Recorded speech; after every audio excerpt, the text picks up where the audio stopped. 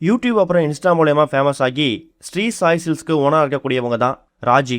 அவங்க இப்போ ரீசெண்டாக கொலை செய்யப்பட்ட சம்பவம் அதிர்ச்சி ஏற்படுத்தியிருக்கு. இந்த நிலையில் அவங்களுடைய கடைசி நிமிடங்கள் எப்படி இருந்திருக்கு அப்படிங்கிற மாதிரி ஒரு சில விஷயங்களை இப்போ நேரில் பார்த்த மகன் விளக்கமாக கொடுத்துருக்காராம். சென்னை நங்கநல்லூர் பகுதியில் ஸ்ரீ சாய் சில்க்ஸ் அப்படின்னு சொல்லக்கூடிய ஒரு துணிக்கடை ரன் பண்ணக்கூடியவங்க தான் ராஜி. இவங்க இன்ஸ்டால ரொம்ப ஃபேமஸ் ஆனவங்க.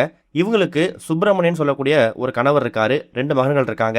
இந்த 2 மகன்களும் கல்லூரி படிச்சு வந்துட்டு இருக்காங்க. இந்த மாதிரி சுச்சுவேஷன்ல இப்ப நேற்று முந்தின நாள் மாலை ஒரு 6:30 மணிக்கு மேல இவங்களுடைய 2வது மகன் காலேஜ் போயிட்டு வீடு திரும்பும்போது வீட்டில் ரைட் சைட்ல இருந்த ஒரு ஹாலில் தலை குப்புற ராஜு வந்து கவிழ்ந்து கிடந்திருக்காங்க.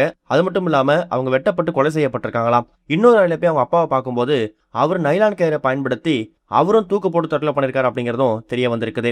நேரில் பார்த்த மகன் பதறி போய் சோகத்துல போலீஸ்க்கு கம்ப்ளைண்ட் பண்ணிருக்காரு. அதுக்கப்புறம் சம்பவத்துக்கு வந்த போலீசார் உடல்களை மீட்டு பிரேத பரிசோதனைக்கு அனுப்பி வச்சிருந்திருக்காங்க. முதற்கட்ட விசாரணையில கணவன் மனைக்கடையில கடன் அப்புறம் ராஜோட நடத்தையில சந்தேகம் வந்ததாகவும் இதுக்காக அடிக்கடி சண்டை வந்ததும் தெரிய வந்திருக்குது.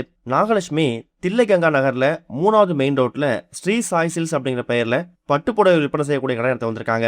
இதுக்காக கொடுக்கல் வாங்கல் முறையில நிறைய கடன் வந்திருக்குதான். தொழில் தொடர்பா யூடியூப்ல விடும்போது நாகலட்சுமி யார்கிட்ட பேசினாலும் கணவர் சுப்பிரமணி சந்தேகப்பட்டு சண்டை போட்டிருக்காராம். கடந்த 2 வருஷங்களாவே இவங்களுக்குள்ள இது மாதிரி சின்ன சின்ன ஒரு கருத்து வேறுபாடுகள் தொடர்ந்து வந்திருக்குது. இதனால மனைவி ராஜி கிட்ட கோச்சுக்கிட்டு மதுரையில் இருக்கக்கூடிய அக்கா வீட்டுக்கு சுப்பிரமணி போயிட்டாராம். கடந்த ஒரு 10 நாட்கள் முன்னாடி தான் மறுபடியும் நங்கநல்லூர் வீட்டுக்கு வந்திருக்காரு.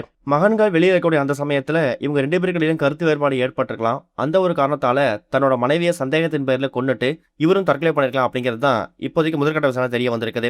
இறந்து போயிருக்கக்கூடிய ராஜியோட தலையில இடது பக்கம் 2 இடங்கள்ல, அதே மாதிரி கழுத்து, மணிக்கட்டு, தொடைகள்ல இது மாதிரி இடங்கள்லையும் வெட்டு காயங்கள் இருந்திருக்குதான். கணவன் மனைவியில் ஏற்பட்ட பிரச்சனையில மனைவியை கொண்டுட்டு கணவர் தற்கொலை பண்ணிட்டாருன்னு சொன்னாலும் வீட்டின் கதவு திறந்ததால 3வது நபர் யாராவது உள்ள வந்திருப்பாங்களா அப்படிங்கிற கோணத்திலையும் இப்ப போலீசார் விசாரணை ஆரம்பிச்சிருக்காங்க.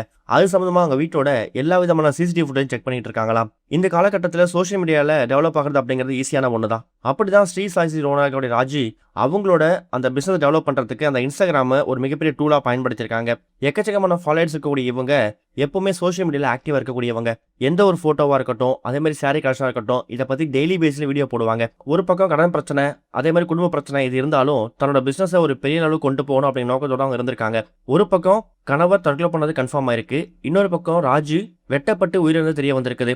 அவங்களோட 2வது மகன் நேர்ல பார்த்து தான் அம்மா ரத்த வளர்த்து இருந்ததை பார்த்து எந்த ஒரு மகனுக்கும் இந்த நிலைமை வரக்கூடாது அப்படிங்கிற மாதிரி ரொம்ப எமோஷனலா ஃபீல் பண்ணி ஆரம்பிச்சிருக்காரு. இப்போ அவருக்கு நெருக்கமான பல பிரபலங்கள் அவங்க குடும்பத்துக்கு கால் பண்ணி ஆழ்ந்த அனுபவங்களை பதிவு பண்ண ஆரம்பிச்சிருக்காங்க. இது வரைக்கும் கனெக்டிங் டிவிக்கு சப்ஸ்கிரைப் பண்ணனா மறக்காம சப்ஸ்கிரைப் பண்ணிக்கங்க. உடனடி அப்டேட்ஸ் பெறுவதற்கு நோட்டிஃபிகேஷன் பெல்லையும் கிளிக் பண்ணிக்கங்க.